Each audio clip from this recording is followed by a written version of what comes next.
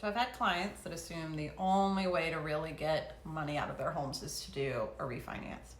So in general, in this market, we don't have many people that would want to do a cash out refinance.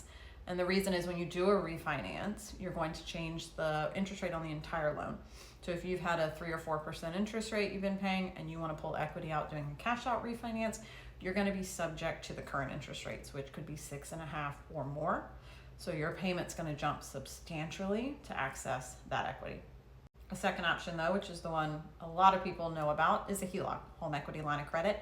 This is essentially like having an open line on your equity. It's like a credit card of your own equity. So the way HELOC will work is you can take out a certain amount. Once you pay that down, you could continue to take out the same to the maximum you're allowed to draw. And every once in a while there's a closed HELOC where you can't, but most are an open HELOC. HELOCs are great if you're going to be doing renovations to your house and you're going to be selling the house, or you're doing something where you have a way to pay it off pretty quickly. If you don't have a plan in mind to pay off that HELOC, not necessarily recommended. Most HELOCs have higher interest rates, so they can be 6, 7, 8 and above, and most of them are going to be adjustable. So in the beginning of that period, for a couple of years at least, you're just paying interest on it, which means none of it's going towards actually paying off your HELOC. And then after that period, the rates can start to adjust, which means you could start with a 6% interest rate HELOC. Eventually you could be at an 8% interest rate HELOC once you're actually starting to pay towards the principal of it. So it could take you a really long time to pay off a HELOC. I can't tell you how many individuals I see, they have a HELOC on their credit and they have had it for years and years and years. And if they're maintaining their home, they really don't have a solution to pay it off. Now, the third option that not everybody knows about is a fixed second lien. So instead of a HELOC that's adjustable and this open line of credit that can essentially be replenished, a second lien is like your first mortgage where it is fixed and it is a set amount and you're paying down that loan.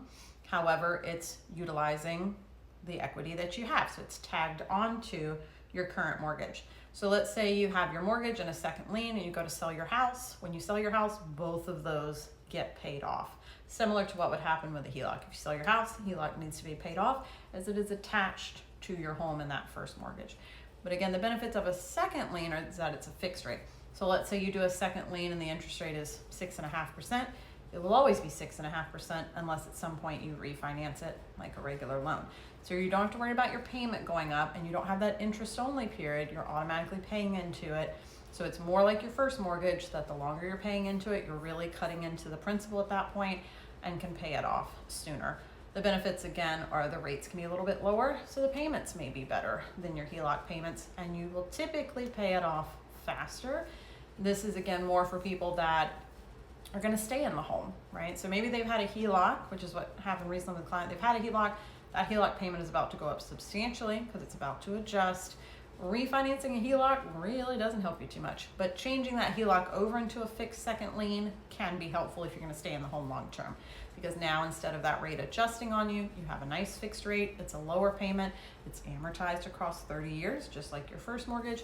So you could essentially make the same payment you are making on your HELOC and potentially be making double payments to pay it down faster.